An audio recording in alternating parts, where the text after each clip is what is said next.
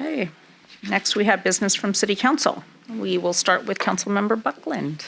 Thank you very much, Mayor. I met with Senator Kamala Harris's staff. Senator Harris is fairly new to the U.S. Senate, and so they're reaching out to all of us, as I know many of you have had meetings.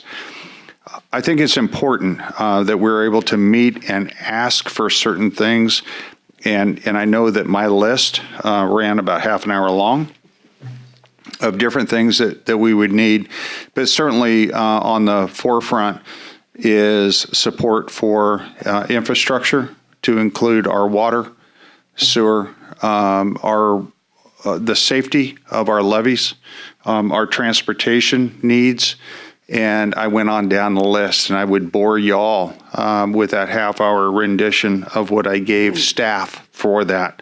But I also asked for a meeting in April with Senator Harris, and so they're trying to work for Yuba City members that will be back at Cap to Cap to be able to meet directly with the senator. So I'm looking forward if we can get that meeting in place while we're back in Washington, D.C. here in about, I think it's 4 weeks. Also had a Sutter Butte Flood Control Agency meeting, and I know that both Councilmember Cleveland and I were at that, and we're trying to advance some agreements into the future and just putting pieces in play for the future maintenance and repair, rehabilitation of our levees over time for Districts 1 and 9 here in Sutter County. It's an important process that we start this to allow those districts to determine how and where they're going to fund that mechanism, because we have now provided a Cadillac of a 200-year protection system for our levees. It would be, I think, unconscionable to even think that we would not have a mechanism in play to be able to continue maintenance and the rehabilitation repair should anything go wrong with those levees into the future. So this process will start. There will be about, I think it's 8 public meetings that will occur. So we're looking forward to being involved in those. I did miss the SACOG meeting down in Sacramento last Thursday because I was in Monterey for the CalCog meeting. As a representative of this, I am the only representative of our 6-county region on CalCog for the SACOG region. And so as we're in Monterey, we're talking about specific things like the ongoing fight to repeal Senate Bill 1, which is the gas tax, and also looking at proposals on what's going to happen with Proposition 69, which we've had discussions on in the past. There seems to be some discussion, and certainly the opposition is mounting, and this looks like it's going to be a pretty close fight on what's going to happen with those funding opportunities. Absent that funding through SB 1, we need to look as a community to what we can do to be able to progress forward with our infrastructure, specifically to roadways for maintenance. So that conversation will continue. I look for community input as to how we will look at this and deal with this issue, especially specific to SB 1. and also to Proposition 69. If anybody needs any more information on that, it's available online, but I would provide some links to that also. And then, along with the other council members, I had the absolute honor of attending the Buckeye Parade this last Saturday, the 138th Buckeye Parade. It only sprinkled for about 5 minutes on the parade, and also attended the Larry Booth reception over in Marysville, and then also the Hop Sing Society dinner, in which a number of electeds also attended. But it's an opportunity for all of us to see and support the Chinese community, and certainly what they have provided to us, starting way back in the mid 1800s in building our community and kind of moving forward with what they really desire to be able to project into the future about the past and what they can provide now and also into the future. So with that, I'm done. Great, thank you. And then we have Councilmember Cardoza. Okay, we'll start off the meetings. We kind of double up on things, so I'll be quick about it. Attended the LAFCO meeting, Center Buttes Flood Control Agency. We had our city's priority and goals workshop. That was real fun. We got a strategy plan for the next year. Yuba City Transit Authority and the council, we all met with Senator Harris's aide, gave all our thoughts. Also, for chamber events, we only had a couple last 2 weeks. We had a ribbon cutting for Feather River Brewing Supply, and then I had my monthly ambassadors meeting. For city and community events, we attended the Yuba City Farm Bureau Spring Fling Dinner. That was a great, fun turnout. Councilman Harris and I attended the Yuba City Arts Dinner and Concert. Had a Irish stew. First time for me. I thought we were having corned beef, but we had Irish stew. Councilman Cleveland and Vice Mayor Harris and I, we attended the graduation ceremony for our fire department for the hazmat technicians course. So now our 7 of our firefighters, Yuba City Fire Department, are hazmat technicians. So besides protecting us, they can go throughout the state. That was a great ceremony. Attended Gallagher's St. Patty's Day social event. Blue Star Moms helped pack packages. And there was also dinner. I had to skip out on dinner, was going somewhere else, but we packed packages to send back for the troops. Went to Habitat Humanities ribbon cutting. This is house number 11 out of 35. They have 3 right now in construction, 69% done, and this is to help folks that get into affordable housing. So they're halfway there, and they're continuing on. And like I said, it was Buckeye weekend, so everything was Buckeye.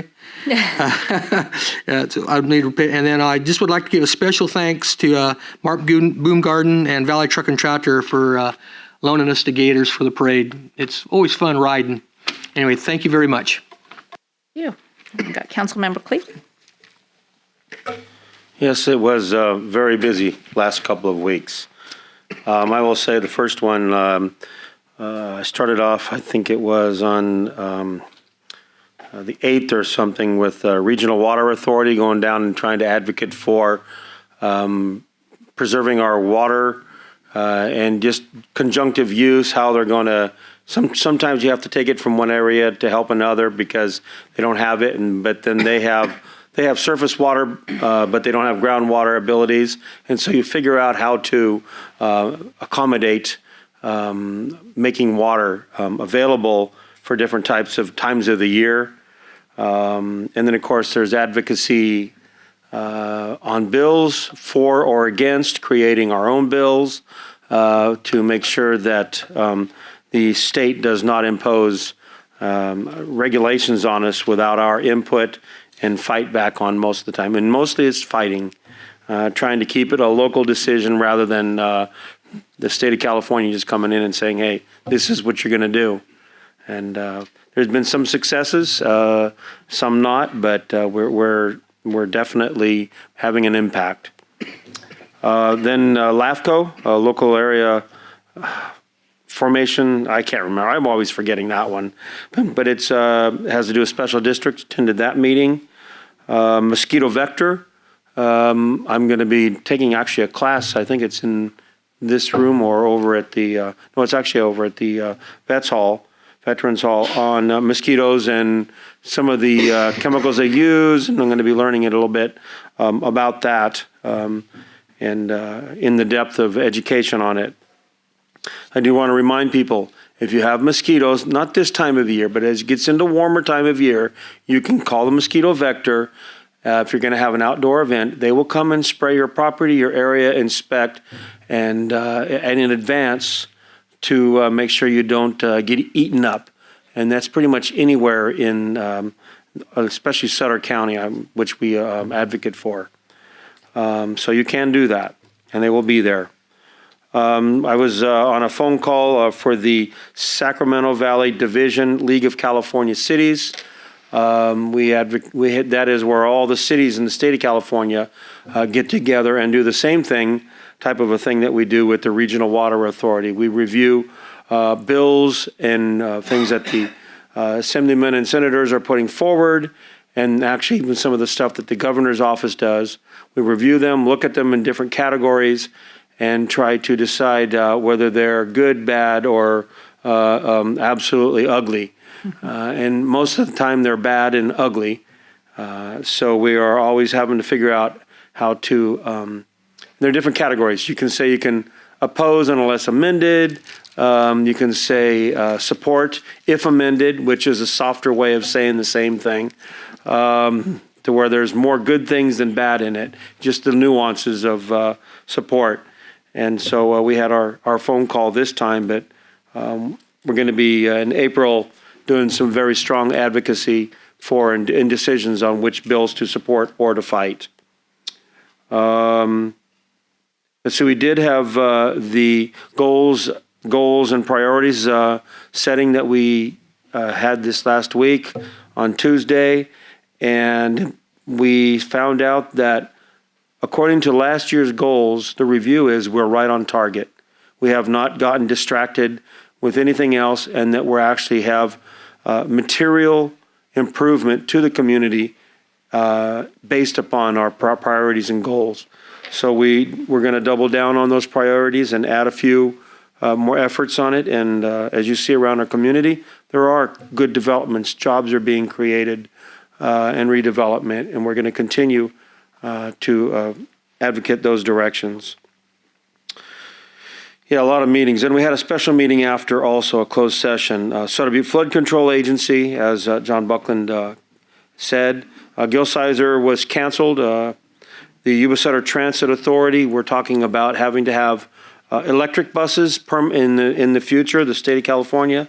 And they're going from the buses costing about $600,000 to $700,000 to actually costing $1 million a bus by going all electric, $1 million plus.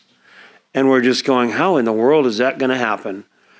And so we're having to deal with that, and that's statewide. We also had Regional Waste Management Authority was canceled.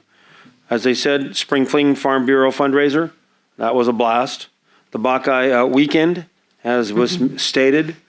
And I also attended the Blue Star Packing and the dinner, and then hazmat graduation. That was a regional graduation where all of the fire, the police, the CHP, even I think they had somebody from Beale there, to where we had a very large class and being educated on hazmat. And Yuba City has the main machinery for that. We are the hub for that in the area. So it's a fantastic thing to have it housed in our community, the major hazmat location. And then there's, I think, one in Redding, and that's Northern California. So we are it. I commend our fire department and our chief for working so hard to get that in our community. Other than that, another couple of busy weeks coming up, and looking forward to them. Great, thank you. Next, we have Vice Mayor Harris. Thank you.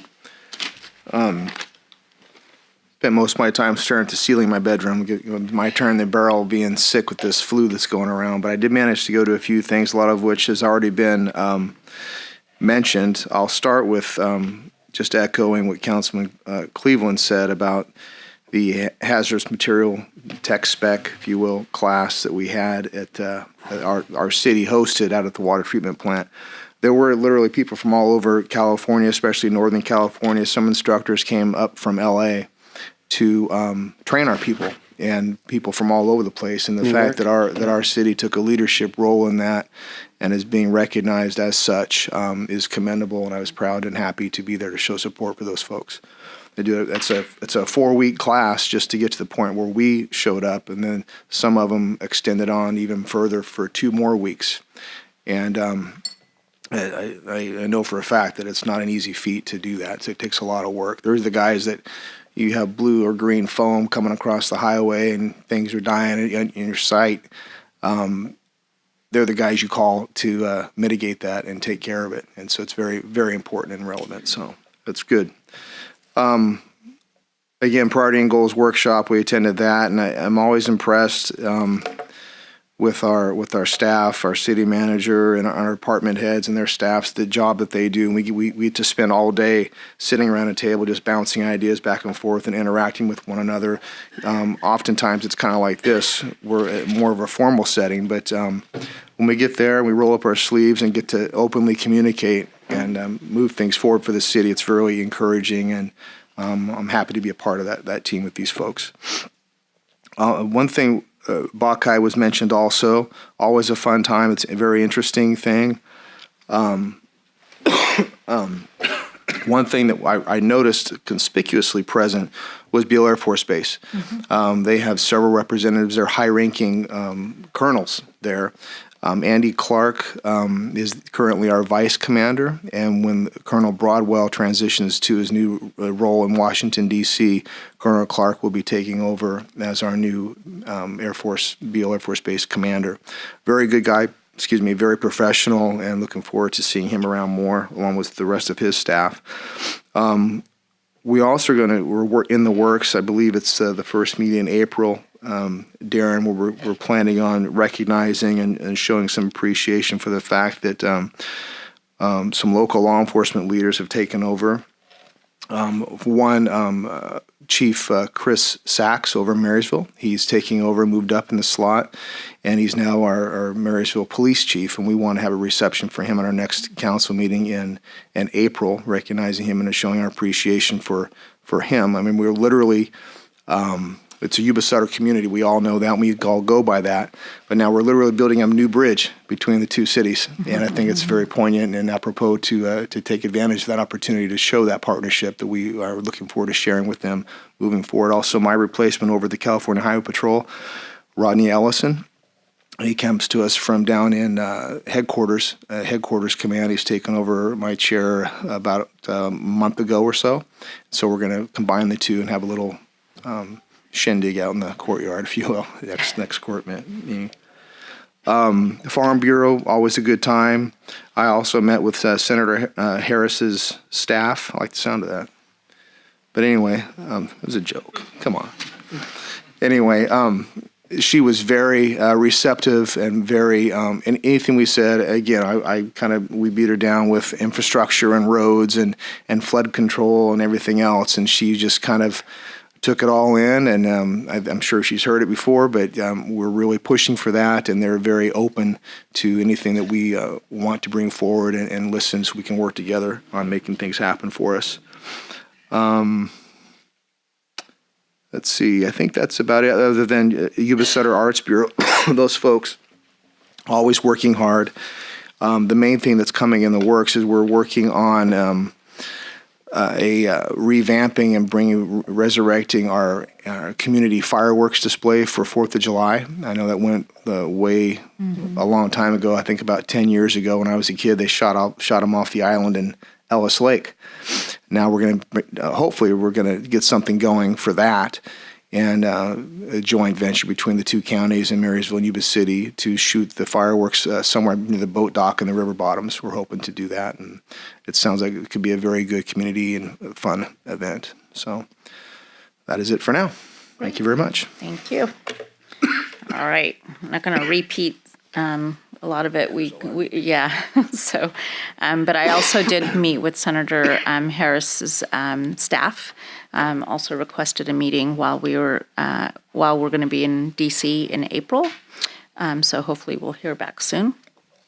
The goals and priorities session that we held, again, just really nice to just roll up the sleeves and get to work and focus and see the vision for the city and how we can implement and put those in place.